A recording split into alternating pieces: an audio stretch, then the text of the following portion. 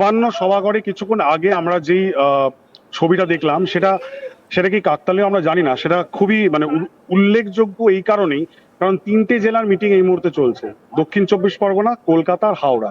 তার মধ্যে হাওড়া জেলার যারা তৃণমূলের বিধায়করা রয়েছেন তারা যে আজকে এই মিটিং এ আসবেন সেটা ঋতব্রত বন্দ্যোপাধ্যায়, যে হাওড়ার উলুবেড়িয়ার এমএলএ, সে কালকেই জানিয়ে দিয়েছিল। সে জানিয়ে দিয়েছিল যে তার সাথে হাওড়া জেলার যারা বিধায়করা রয়েছে তাদেরকে নিয়ে তিনি প্রশাসনিক বৈঠকে আসবেন। সেটাতে কোনো সারপ্রাইজ নেই। সারপ্রাইজ হলো যে গতকাল মমতা বন্দ্যোপাধ্যায়ের সাথে যারা ছিলেন, সেই কুণাল ঘোষ, সেই নয়না বন্দ্যোপাধ্যায়, সেই অশোক দেব, তারা আজকে কিন্তু হঠাৎ করে দেখা গেল তারা এখানে এসে পৌঁছেছেন। এবং সবচেয়ে তাৎপর্যপূর্ণ হলো কলকাতার মেয়র ফিরহাদ হাকিম ববিদার, তিনিও গতকালকে মমতা বন্দ্যোপাধ্যায়ের পাশে ছিলেন, তিনিও চলে আসলেন। দেখো, টেকনিক্যালি বলা যেতে পারে তারা অ্যাডমিনিস্ট্রেটিভ মিটিং এ এসেছেন। তারা যেহেতু কলকাতা, দক্ষিণ চব্বিশ পরগনা এবং হাওড়ার মিটিং, তাই জন্য তারা এখানে এসেছেন। তারা জনপ্রতিনিধি হিসেবে আসতেই পারেন, যেটা এর আগে তৃণমূলের জমানায় দেখা যেত না, যে বিরোধী দলের জনপ্রতিনিধিদেরকে ডাকা হতো না বা তারা যেতেন না। কিন্তু মুখ্যমন্ত্রী সেটা জানিয়ে দিয়েছেন স্পষ্টত যে তাদেরকেও ডাকা হবে, সেই সূত্রে তারা এসেছেন। প্রশ্ন যেটা যেটা আমি তৃণমূলের কাছ থেকেও জানার চেষ্টা করছি, যে তারা যে এখানে এসেছেন সেটা কি তারা পার্টিকে জানিয়ে এসেছেন? এই প্রশ্নের কোনো উত্তর আমি কিন্তু এখনো পর্যন্ত পাইনি, যে তারা তৃণমূল কংগ্রেস দলকে জানিয়ে এখানে তারা এসেছেন কিনা সেটার এখনো কোনো ক্ল্যারিটি নেই। কিন্তু এমন একটা সময় আজ সকাল থেকে যখন তৃণমূল কংগ্রেসের বাগী বিধায়ক, যারা দলের অন্দরেই একটা আওয়াজ ওঠাচ্ছেন, এবং 59 জন মতো বিধায়ক তারা সই করেছেন বলে আমাদের কাছে যে খবর, সন্দীপন সাহা এবং ঋতব্রত বন্দ্যোপাধ্যায় নেতৃত্বে তারা ওখানে ছিলেন বিধানসভায়। সেখান থেকে জাভেদ খান এখানে চলে এসেছেন, ঋতব্রত এসেছেন, সন্দীপন সাহা এসেছেন, এবং তাদের নেতৃত্বে তৃণমূলের অন্দলেই একটা গোষ্ঠী তৈরি করা হচ্ছে।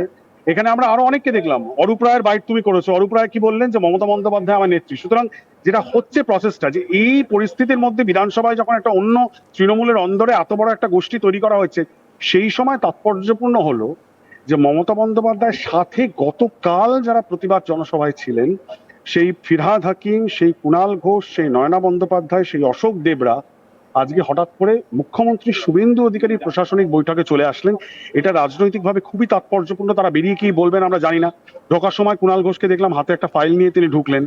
আমরা সত্যিই জানি না। বলা হচ্ছে যে সামনেই বর্ষা আসতে চলেছে, বিভিন্ন জায়গায় জল জমার সমস্যা থাকে, বিভিন্ন প্রশাসনিক বিষয় নিয়ে একটা প্রশাসনিক বৈঠক ডাকা হয়েছে।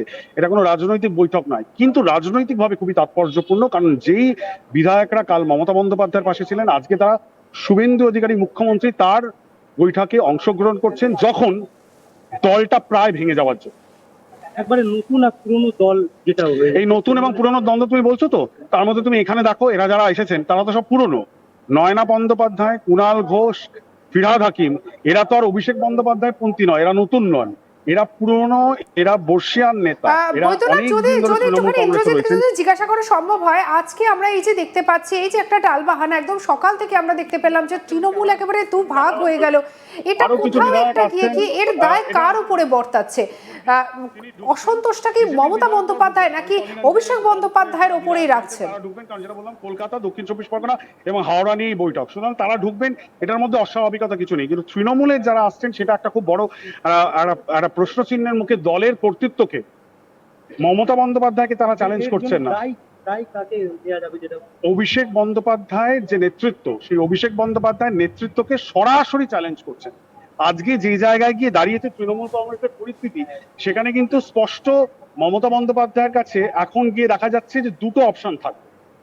এক, যে বাগী নেতারা তারা একটা আলাদা ব্লক তৈরি করেছেন এবং তারা চিঠি দিয়েছেন স্পিকারকে, এবং দুপুরের দিকে 3:30 4টে নাগাদ তারা বিধানসভায় আবার ফিরে গিয়ে একটা সাংবাদিক বৈঠক করার সম্ভাবনা রয়েছে। সেখানে তারা যে রেজলিউশনটা দিচ্ছেন স্পিকারকে, সেখানে বলা হয়েছে ঋতব্রত বন্দ্যোপাধ্যায়, বলে দিচ্ছি, ঋতব্রত বন্দ্যোপাধ্যায় হবেন বিরোধী দলের নেতা। ঋতব্রত বন্দ্যোপাধ্যায় হবেন বিরোধী দলের নেতা। 4জন ডেপুটি নেতার কথা বলা হয়েছে, শিউলি সাহা, সাবিনা ইয়াসমিন, জাভেদ খান আর সন্দীপন সাহা। এরা হবেন deputy leader of the house. আর চিফ হুইপ করার কথা বলা হচ্ছে আখরুজ্জামানকে। সুতরাং এই প্রস্তাবটা তারা কিন্তু স্পিকারের সামনে দিচ্ছেন। স্পিকারের কাছে গিয়ে তারা অলরেডি দেখা করেছেন এই বিধায়ক দল, যারা বিরোধ একটা গোষ্ঠী তৈরি করেছেন তৃণমূলের অন্দরে। এবার প্রশ্ন হলো যে এই পুরো জিনিসটার পেছনে প্রচ্ছন্নে কার মদত রয়েছে, এটার সঙ্গে কি কোনো না কোনো রকম ভাবে বিজেপির মদত রয়েছে, এই প্রশ্নটা থাকতেই পারে। বাট নানদালেস পয়েন্ট হলো যে এই মুহূর্তে তারা তো শুভেন্দু অধিকারীর সাথে, তারা মুখ্যমন্ত্রীর সাথে প্রশাসনিক বৈঠক করতেই এসেছেন, সুতরাং আরো বড় প্রশ্ন জাগে যে কোথাও কি তলে তলে বিজেপির সাথে তারা যোগাযোগ রাখছেন। সেই জায়গায় দাঁড়িয়ে মমতা বন্দ্যোপাধ্যায়ের যে শিলমোহর, সেই শিলমোহর নিয়েই অভিষেক বন্দ্যোপাধ্যায় সই করে চিঠিটা পাঠিয়েছিলেন যে শোভনদেব চট্টোপাধ্যায়কে বিরোধী দলনেতা করতে হবে। এই এতজন 2/3 তৃণমূল কংগ্রেসের এমএলএ তারা মানছেন না, তারা বলছেন আমরা এটা মানি না, আমরা শোভনদেব চট্টোপাধ্যায়কে বিরোধী দলনেতা করার যে চিঠি অভিষেক বন্দ্যোপাধ্যায় স্বাক্ষর করে দিয়েছেন সেটা তারা মানবেন না। সুতরাং তারা সরাসরি অভিষেক বন্দ্যোপাধ্যায় যে নেতৃত্ব সেটাকে চ্যালেঞ্জ করছেন। এবার মমতা বন্দ্যোপাধ্যায়ের কাছে আগামী দিনে যেদিকে পরিস্থিতি যাচ্ছে সেখানে তো মমতা বন্দ্যোপাধ্যায়কে একটা চয়েস করতে হবে যে তিনি অভিষেক বন্দ্যোপাধ্যায়কে রাখবেন, তার ভাইপোকে রাখবেন, না তিনি দলকে রাখবেন। কারণ দলের মেজরিটি জিতে আসা, 80 জনের মধ্যে মেজরিটি জিতে আসা বিধায়করা তারা কিন্তু তার ডিসিশনকে তারা মান্যতা দিতে চাইছেন না। লাস্ট যে মিটিংটা কালীঘাটে হয়েছিল মমতা বন্দ্যোপাধ্যায়ের বাড়িতে, সেখানেও কিন্তু আমরা দেখেছিলাম 17-18 জন মতো ছিল 80 জনের মধ্যে, মানে ওই 20 নিচ্ছে, বাকি 60 জন ছিল না। লস তো প্রাক্তন মুখ্যমন্ত্রী মমতা বন্দ্যোপাধ্যায়।